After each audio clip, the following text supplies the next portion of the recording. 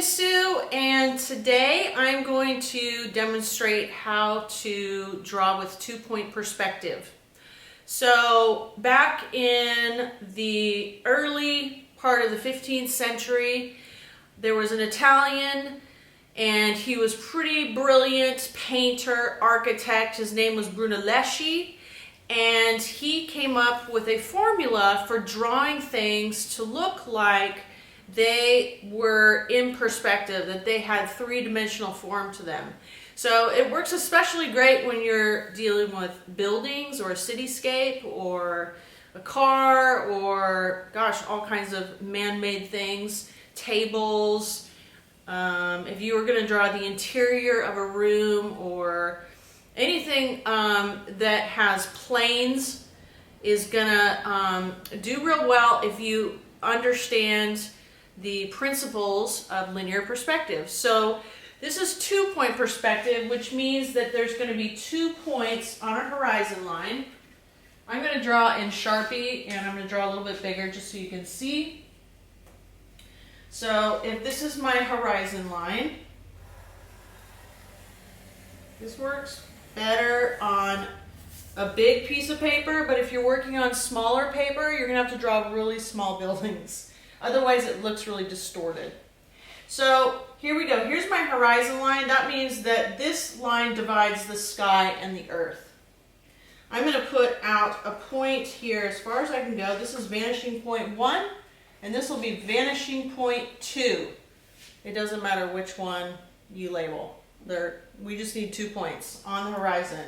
So if I were gonna draw a building here, like right near the horizon line, I'm just going to start with an edge of the building. It's going to be perpendicular to the horizon line, and I'm just going to draw about 1.5 inches or so. I don't want it too big. It'll get distorted, as I mentioned before. So you decide, though, how tall the edge of this building is going to be, and that's about as tall as I want it.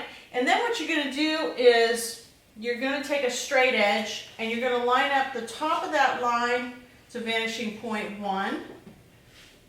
Now, if you get real good at this, you don't need a straight edge, so I'm not going to use one.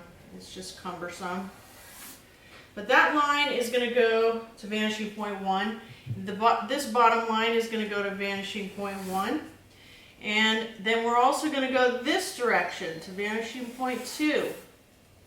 So those lines are going to head that way to vanishing point 2. Now, I get to decide how large I want my building to be, how long I want these walls. So let's just say this wall is going to be about that big. Again, perpendicular 90 degrees to the horizon line, and right here, boom.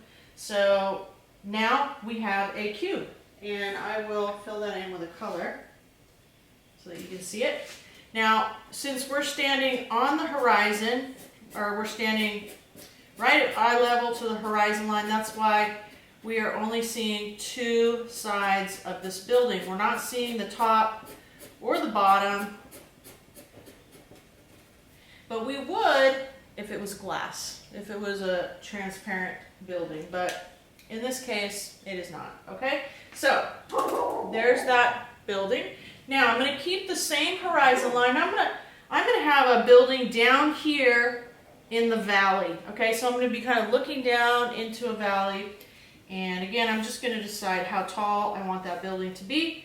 And I'm going to draw a straight line that goes to vanishing point 1 from the top and the bottom. Same over here. Okay.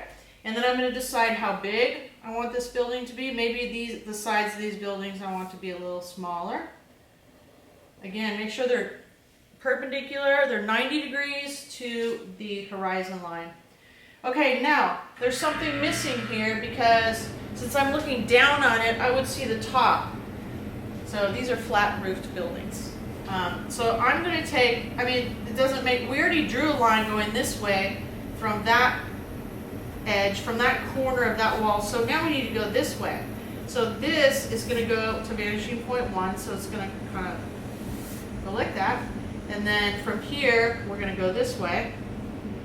Vanishing point 2, okay? And let's just pretend that I drew that all the way back. It doesn't really matter. And there is my building. I see 3 sides now because I'm looking down on it. That gives the illusion that I'm looking down on it. So let's color that one in orange.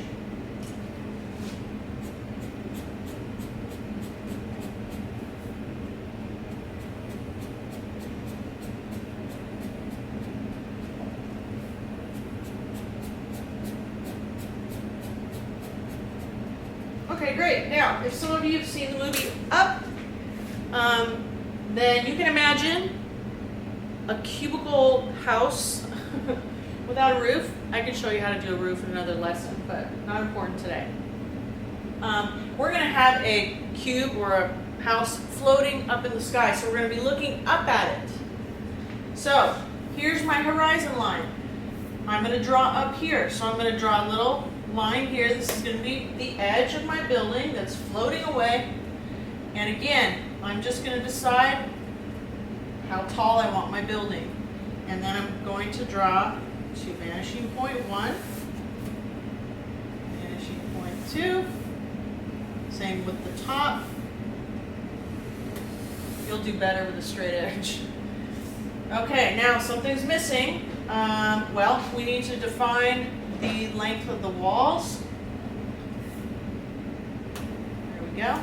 Now from this corner, we've already got a line going this way to that vanishing point. We need to go this direction. And then from this point, we're going to go that direction. So they're crossing over each other. Now, you can see, let me find a good color. Let's see, I wish I had like a, well,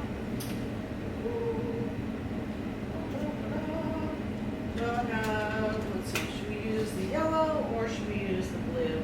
Let's use the yellow.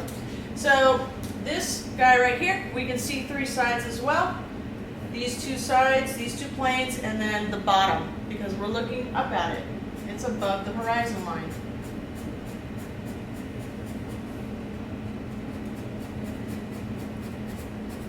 I'm going to color that in. Now hopefully you did all of this in pencil, so then you can erase all these construction lines.